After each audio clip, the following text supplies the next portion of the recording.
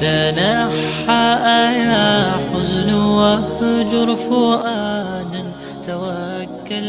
بسم اللہ الرحمن الرحیم. ربی اشرح لی صدری ویسر لی امری واحلل عقدۃ من لسانی یفقہوا قولی. اے میرے رب، میرے سینے کو کھول دے اور میرے کام کو آسان کر دے اور میری زبان کی گرہ کو کھول دے تاکہ لوگ میری بات کو سمجھ سکیں. دوستو، جیسے کہ اس ویڈیو کے تھم نیل کے اوپر جو کیپشن آپ نے دیکھا کہ کھائی ہوئی قسم کو کیسے توڑا جائے یا قسم کا کفارہ کیسے ادا کیا جائے، آج ہم اس کے اوپر بات کریں گے صرف اور صرف قرآن حکیم کے مطابق کہ اللہ تعالیٰ کیا کہتا ہے ایسی صورت میں قسم کا کفارہ کیا ہے، کیا ہونا چاہیے. لیکن یہ ضرور آپ ذہن میں رکھیے گا کہ قسم کا کفارہ جو ادا کیا جائے، اس کی جو بات اللہ تعالیٰ نے قرآن حکیم میں کی ہے، تو اس کی کیا ضرورت پیش آئی تھی؟ کیا کوئی ایسی بات ہوئی تھی اس زمانے میں کہ اللہ تعالیٰ کو یہ بھی ایک رول جو ہے وہ لوگوں کو بتانا پڑا؟ آج بھی لوگ تو قسم تو کھا لیتے ہیں، بہت سے لوگ کچھ کہ میں یہ نہیں کروں گا آج کے بعد، تو فلانا کام نہیں کروں گا، میں قسم کھاتا ہوں، یہ کھاتا ہوں، مگر کچھ عرصے کے بعد جب وہ بھوت اتر جاتا ہے اس چیز کا تو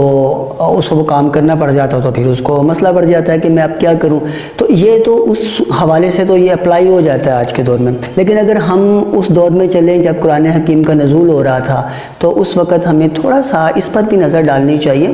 کہ یہ کیا وجہ تھی کہ اللہ تعالیٰ نے قسموں کے کفارے کی بات کی. اچھا، وہ ایسا تھا اس زمانے میں کہ اس زمانے کے لوگوں نے، زمانہ جاہلیت کے لوگوں نے کچھ ایسی حلال چیزیں جو کہ اللہ تعالیٰ نے حلال قرار دی تھی، ان کو اپنے اوپر حرام کیا ہوا تھا کہ یہ چیز ہے، یہ ہم نہیں کھائیں گے، یہ کام ہے، یہ ہم نہیں کریں گے. حالانکہ وہ تمام کاموں کا اللہ تعالیٰ نے ان کی آزادی بھی دی ہوئی تھی اور اجازت بھی دی ہوئی تھی، اور کھانے پینے کے لیے تو اللہ تعالیٰ نے صاف کہا ہوا تھا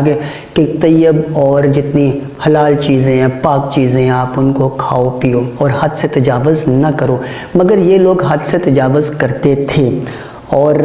بہت سی چیزوں پر یہ قسمیں کھا کر بیٹھ جاتے تھے کہ ہم ایسا نہیں کریں گے. اب جیسے سورۃ مائدہ ہی کی آیت ہے، غالباً 87 آیت ہے، یا ایھا الذین آمنوا لا تحرموا طیبات ما احل اللہ لکم ولا تعتدوا. یعنی اے لوگو جو ایمان لائے ہو، جو پاک چیزیں اللہ نے تمہارے لیے حلال کی ہیں انہیں حرام نہ کر لو اور حد سے تجاوز نہ کرو. ان اللہ لا یحب المعتدین. اور اللہ کو یہ حد سے تجاوز کرنے والے، یہ زیادتی کرنے والے سخت ناپسند ہیں. اور جو کچھ حلال اور طیب رزق اللہ نے تم کو دیا ہے اسے کھاؤ پیو اور اس خدا کی نافرمانی سے بچتے رہو جس پر تم ایمان لائے ہو. اب وہ لوگ اس زمانے میں کچھ روایات ایسی تھیں، کچھ ان لوگوں کا مینٹل لیول ایسا تھا، کچھ چیزیں جو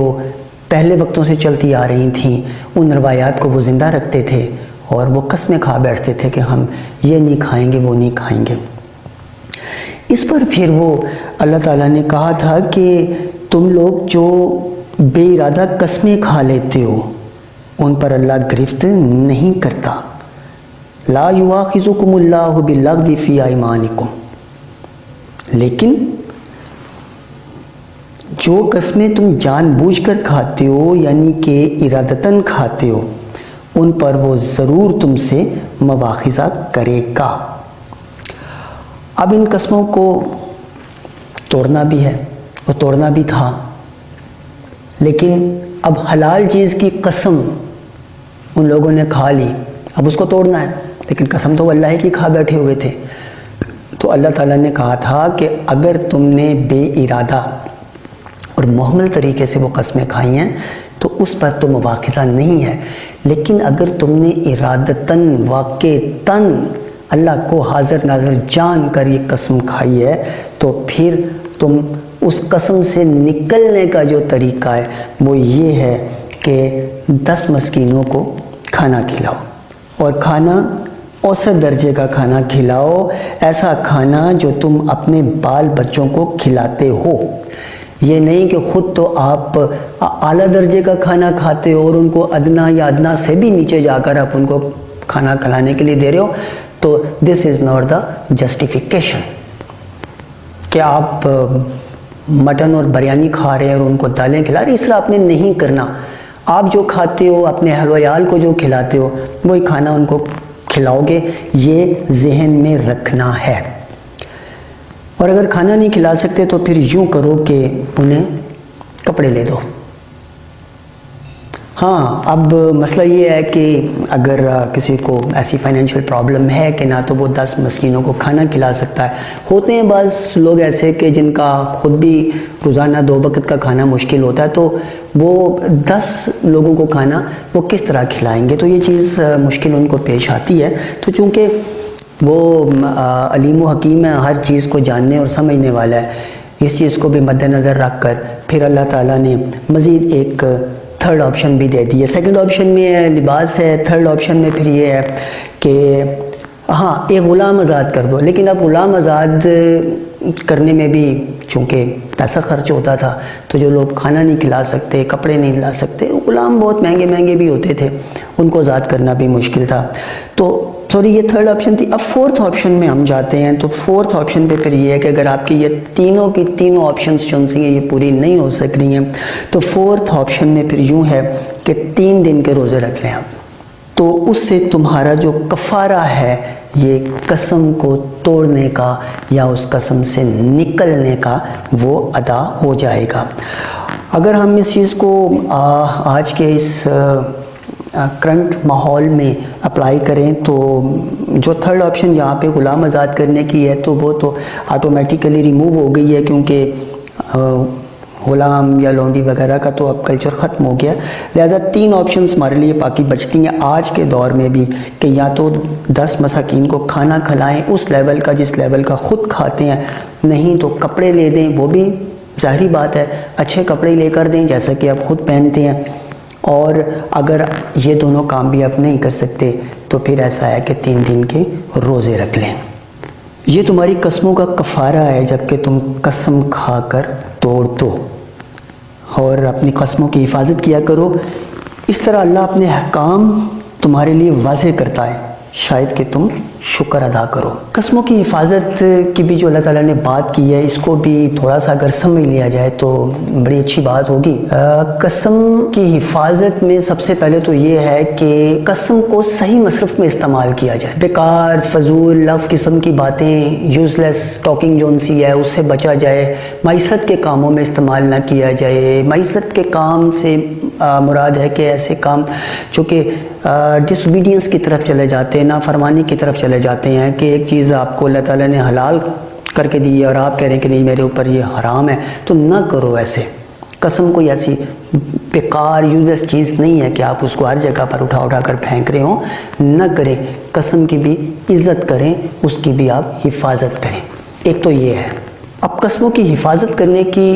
اگلی سینس میں ہم دیکھتے ہیں کہ اگر قسم کھائی جائے تو پھر اسے یاد بھی رکھا جائے، یوں نہ ہو کہ آپ نے قسم کھائی ہے اور پھر آپ اس کو بھول گئے،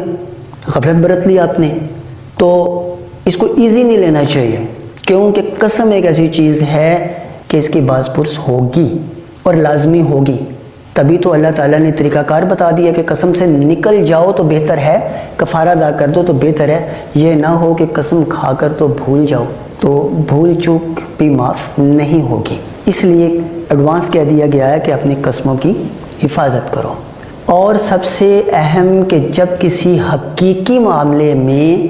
پورے ارادے کے ساتھ قسم کھائی جائے تو پھر اسے پورا کیا جائے، لٹکاؤ نہیں اس کو کہ اچھا میں کر لوں گا، اچھا میں دیکھ لوں گا، یہ نہ۔ جب آپ قسم کھا لیتے ہیں تو وہ معاملہ بہت سینسٹیو ہو جاتا ہے۔ اسی سینسٹیوٹی کو مد نظر رکھتے ہوئے اللہ تعالیٰ نے کہا ہے کہ یا تو قسم کی حفاظت کرو، اور اگر اس سے نکلنا ہے تو پھر یہ کفارہ ادا کرو،